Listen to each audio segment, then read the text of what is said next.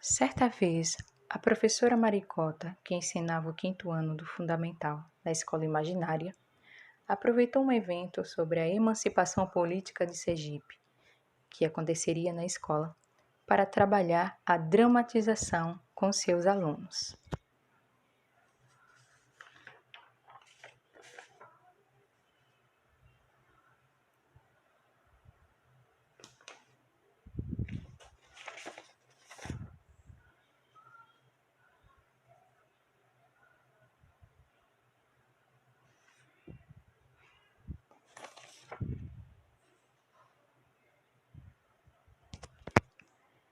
Bem, queridos alunos, agora que todos terminaram de copiar a agenda, vou explicar como farão o trabalho que acabei de passar.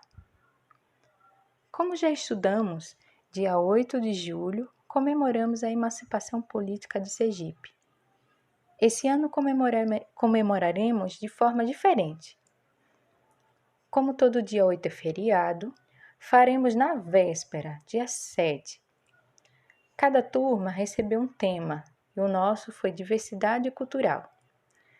Do nosso estado, é o menor do Brasil, mas rico em cultura. Existe um ponto turístico em nossa cidade chamado Largo da Gente Sergipana.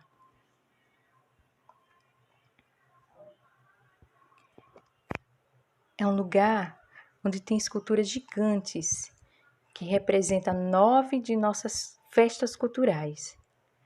E logo na frente, do outro lado da avenida, tem o Museu da Gente Sergipana. Lá a gente encontra muitas curiosidades sobre a nossa história. Pronto, já dei algumas dicas para vocês pesquisarem. Agora, separarei 3 grupos na classe e, para não ser injusta, vou sortear os assuntos, certo?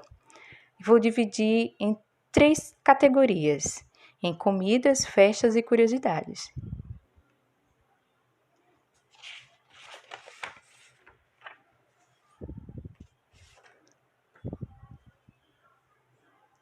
Como assim, tia?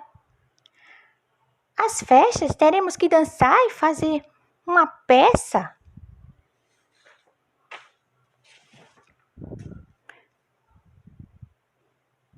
Sim, pode ser. Cada equipe irá apresentar seu assunto, podendo ser uma peça teatral, uma dança. E na parte de curiosidades e comidas, serão apresentados em mesas, no espaço ao redor do pátio da escola. No dia 7, vocês apresentarão para todos. Agora atenção, seus familiares e a comunidade serão todos convidados, fora os alunos da escola. Então, por isso, sugiro que vocês se preparem com ensaios, ok?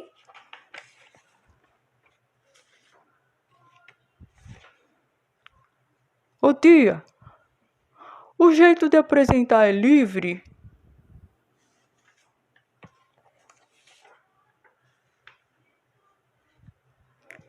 Sim, meu amor. Vocês são livres para se expressar. Vocês são muito criativos e eu quero ver essas expressões aí. Só precisa contar a história direitinho, porque vai valer nota, tá certo?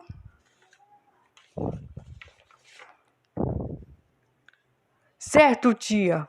Gostei do trabalho, tô muito empolgado.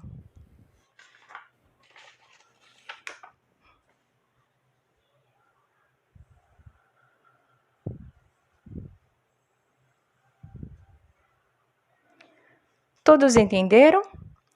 Posso fazer o sorteio?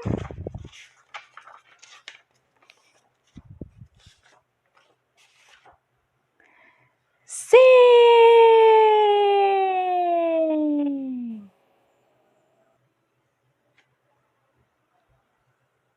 E o grande dia chegou. Todos estavam bastante ansiosos. Enfim, chegou a vez do quinto ano mostrar o seu trabalho. A primeira equipe apresentou um trabalho interessante, falando sobre as taieiras.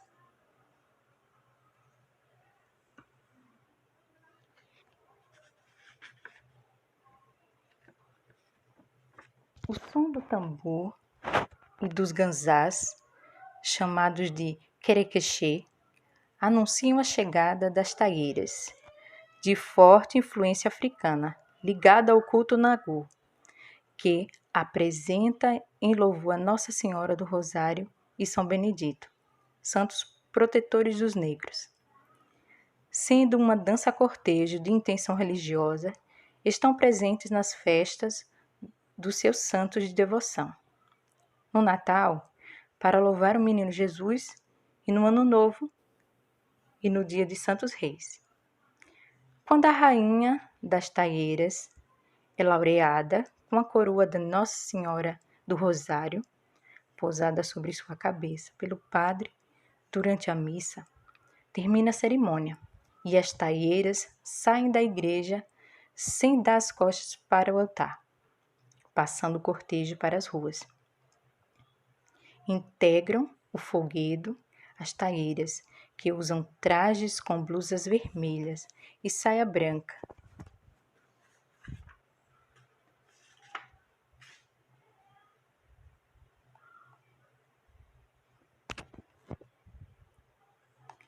Adornadas com laços de fitas coloridos e chapéu branco, igualmente enfeitado com fitas e flores vermelhas. Levando nas mãos as varetas feitas de madeiras, forradas com papel colorido e encimadas com flores, ou ainda pequenas cestas enfeitadas com fitas e flores. O ministro, que acompanha de perto o rei, a rainha chamada Perpétua, que veste um traje diferenciado e carrega manto e coroa dourada ou prateada, feita com papelão e papel laminado.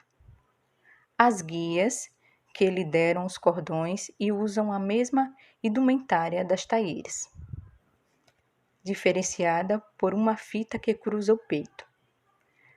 As lacraias, brincantes, que seguram as sombrinhas para a rainha, com trajes iguais às da taieira. Os capacetes, meninos que guardam o rei, e o figural, ou patrão, que toca o tambor. O grupo é dividido em 2 cordões, que dançam e cantam. A dança tem uma categoria simples e sincronizada pela música e pela batida das varetas, que cadencia o ritmo nos chamados combates, quando cruzando ou girando em movimento chamado meia-lua. Demonstra uma grande beleza estética. São destacados os grupos nos municípios de Japaratuba, Lagarto e Laranjeiras. A segunda equipe falou um pouco sobre o parafuso e dançou. Dançaram rodando com roupas brancas, cheias de renda. Uma dança muito interessante e diferente. A história do parafuso remete ao período colonial, no cenário dos engenhos, onde escravos sonhavam com a liberdade nos quilombos, para escapar do sofrimento. A origem do grupo Parafuso é datada de 7 de setembro de 1897. Foi fundado pelo padre José Saraiva Salomão e tinha como objetivo o assombramento por meio de disfarce, que era a fuga dos negros escravos. Segundo a história, os negros fugiam dos engenhos e se embrenhavam nas matas, fazendo mocambos. Na calada da noite, saíam para pequenos furtos. Era comum naquela época as sinhazinhas deixarem no quaradouro durante a noite as peças das suas indumentárias, anáguas ricamente bordadas e cheias de rendas francesas. Deixavam-nas ali porque o sereno ajudava a alvejar o linho belga. Tais anáguas, segundo a moda, tinham 9 côvados e formavam uma grande roda. Os escravos ladrões delas vestiam as peças que tinham roubado em noite de lua cheia, fazendo com que todo o corpo ficasse coberto. após colocar uma sobre a outra, até cobrir o pescoço. E assim saíam pelas estradas, dando pulos e fazendo assombração. Se embrenhavam pelos canaviais e fugiam para os quilombos. A superstição da época fazia acreditar em alma sem cabeça e outras visagens. Os moradores se abstinham de sair para se proteger, porque tinham medo. Esta prática levou vários anos, até quando foram libertos. Alforriados, saíram às ruas vestidos de anáguas, numa gozação de seus antigos senhores, passando em frente à igreja matriz da cidade de Lagarto. O padre achou muito interessante o movimento feito por eles, que torcia e distorcia, e os batizou de parafusos. A primeira música do grupo é de autoria do próprio padre, José Saraiva Salomão. Os instrumentos que acompanham o grupo são triângulo, acordeon e bombo. O terceiro grupo falou sobre o lambiçuge caboclinho.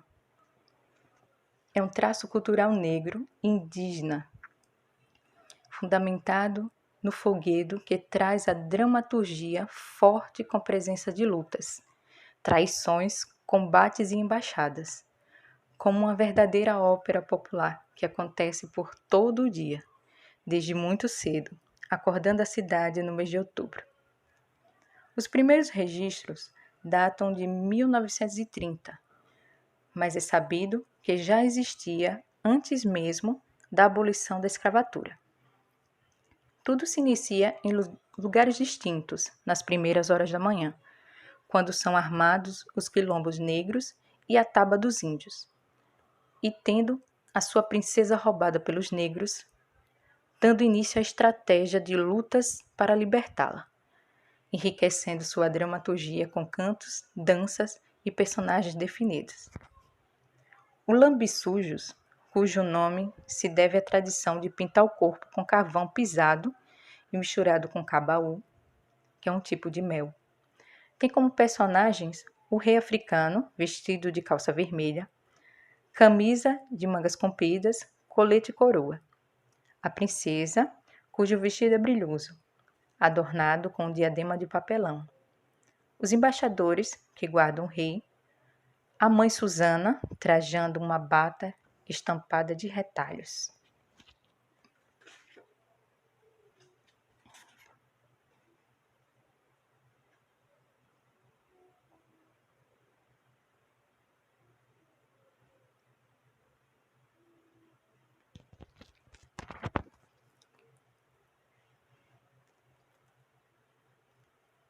Carregando um cesto de palha cheio de panelas e doações da população. O pai Juá, o guia espiritual dos negros durante a batalha. O feitor, que se distingue dos demais por usar um colete. Os tocadores e os brincantes, vestidos com calções e gorros vermelhos.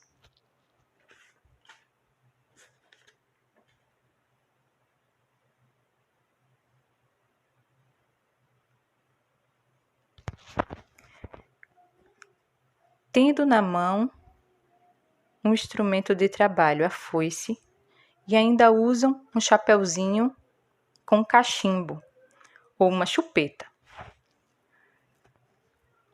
Já os caboclinhos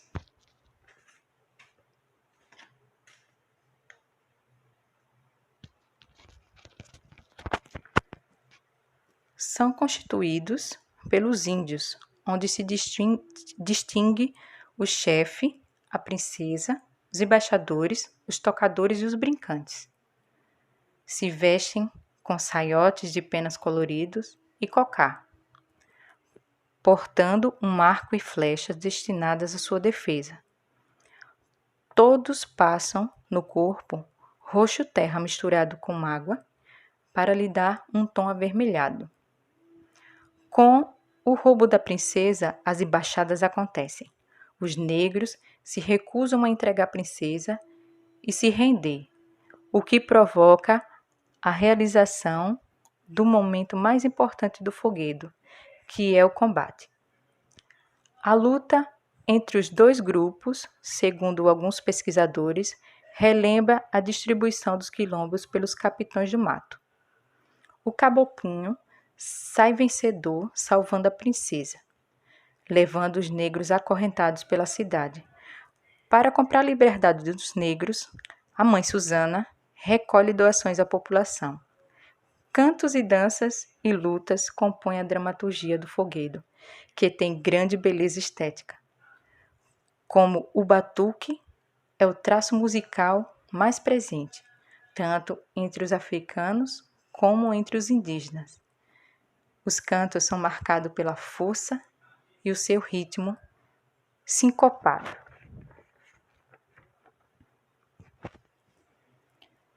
A estrutura dramática apresenta ações e acontece em dois espaços distintos, o dos negros, do quilombo dos indígenas e a taba,